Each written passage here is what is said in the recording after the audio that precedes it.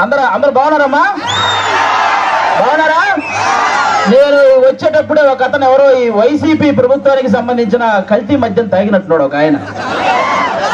నా దగ్గరకు వచ్చి హైపరాదిని అడిగానని చెప్పమంటున్నాడు. ఆ కల్తీ మద్యం ఎంత పని చేస్తుందో మీరే చూడండి.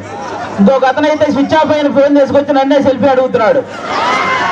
కాబట్టి ఆ కల్తీ మద్యం పోవాలన్నా, అలాంటి కల్తీ ప్రభుత్వం పోవాలన్నా ఈసారి మీరందరూ కూటమి నిలబెట్టిన ప్రతి అభ్యర్థిని గెలిపించాలి. ముఖ్యంగా ఇక్కడ ఎవరు?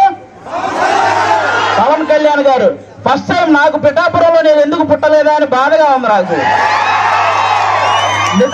నిజంగా పిఠాపురంలో పుట్టుంటే బాగుండేది, డైరెక్ట్ గా పవన్ కళ్యాణ్ గారికి ఓటేసి అదృష్టం ఉండేది కదా అని బాధపడుతున్నాను నిజంగా నేను. కాబట్టి ఇవన్నీ మీరు గమనించి ఈసారి పవన్ కళ్యాణ్ గారిని భారీ మెజారిటీతో గెలిపించాలి. దానికోసం ఇక్కడ కృషి చేస్తున్న మన వర్మ గారికి, అలాగే బీజేపీకి సంబంధించిన కృష్ణరాజు గారికి, ఇద్దరికి కూడా చాలా పెద్ద థ్యాంక్ యూ. అందరూ వాళ్ళిద్దరికి ఒకసారి గట్టిగా క్లాప్స్ కొట్టాలి మీరంతా. వాళ్ళిద్దరి సపోర్ట్ లేకపోతే ఇక్కడ ఇంత జరగదు. అలాగే ఈ వైసీపీ ప్రభుత్వం మిమ్మల్ని ఏం చెప్పి ఓటు అడుగుతుంది? మీ ఇంట్లో మంచి జరిగితే ఓటేయమంటున్నారు, అవునా? అసలు వాళ్ళ ఇంట్లో మంచి జరగలేదని ఇద్దరు చెల్లెలు రోడ్డు మీద తిరుగుతున్నారు, అవునా కాదా? మరి వాళ్ళ ఇంట్లోనే మంచి జరగనప్పుడు మీ ఇంట్లో మంచి ఎలా చేస్తారు? అది ఒకటి మీరు గమనించాలి, అవునా? ఇంకోటి ఏమంటున్నారు? మేము పొద్దున బటన్ నొక్కితే ఆడవాళ్ళ అకౌంట్ లో 10,000 రూపాయలు పడుతున్నాయి అంటారు, అవునా? మరి సాయంత్రం మూతిప్పితే మగవాళ్ళ అకౌంట్ లో నుంచి 30,000 పోతున్నాయి. మరి వాటి సంగతి ఏంటి?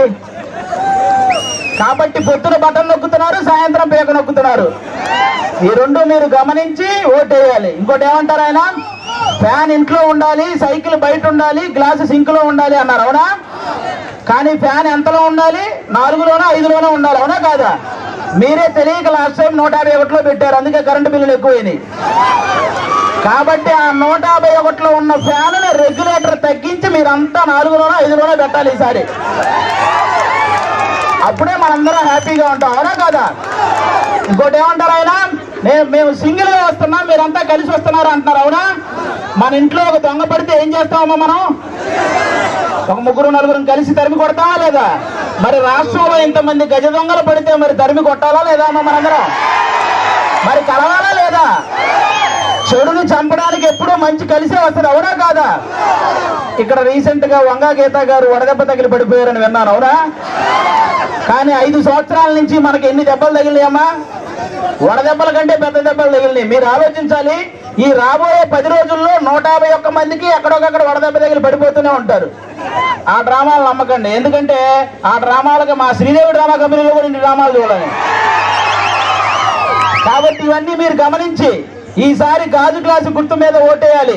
వన్స్ బూత్ లోకి వెళ్ళిన తర్వాత 2 గాజు గ్లాసు మీద గుర్తితే ఫ్యాన్ ఎగిరిపోవాలి, అవునా? ఇది గుర్తు పెట్టుకుని అందరూ ఓటేయాలని కోరుకుంటున్నాం.